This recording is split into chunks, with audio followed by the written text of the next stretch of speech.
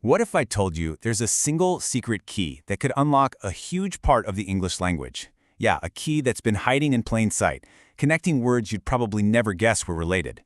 Well, that key is real, and we're about to find it together.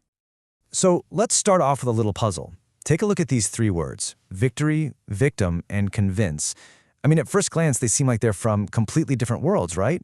One is about winning, another's about suffering, and the third is all about changing someone's mind. So what on earth is the connection? Well, the answer, that secret connection, it lies deep in their shared history. You could almost call it their linguistic DNA. We're about to decode their common root, VICT, VINC. And here it is. This is our secret key. The root VICT or VINC comes from the Latin word vincere, and it means to conquer, to overcome, to defeat. All of a sudden, those three really different words start to click into place, don't they? They're all about some kind of conquest. So let's see how this one little root builds out into so many words, starting with the most direct connections, the words of pure conquest and triumph. This is what I like to call the winner's circle. These are probably the ones that jumped right into your head. Victory is, the act of conquering. To be victorious means you're the winner. Simple enough. And then you have these really strong words like conquer and vanquish, which are just powerful ways of saying you've defeated an opponent. And all of that leads to triumph, the biggest win of all. But here's where it gets really cool. Conquest isn't always about a physical battlefield.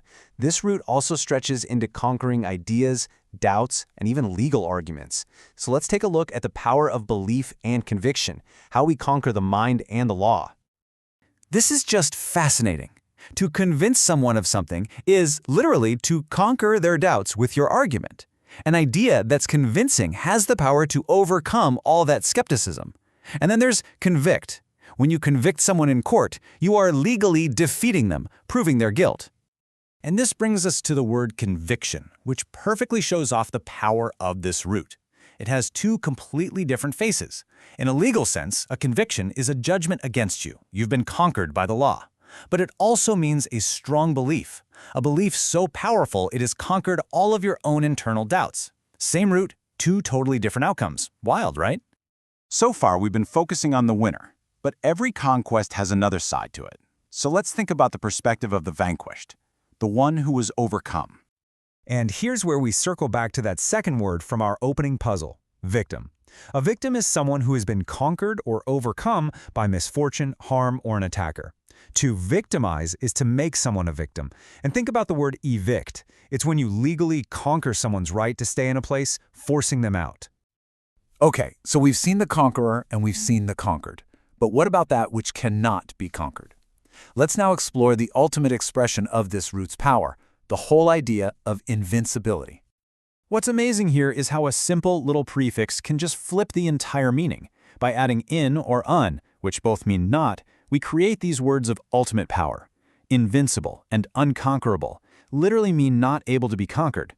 And then there's invictus, that powerful Latin word you hear in famous poems, which means simply unconquered.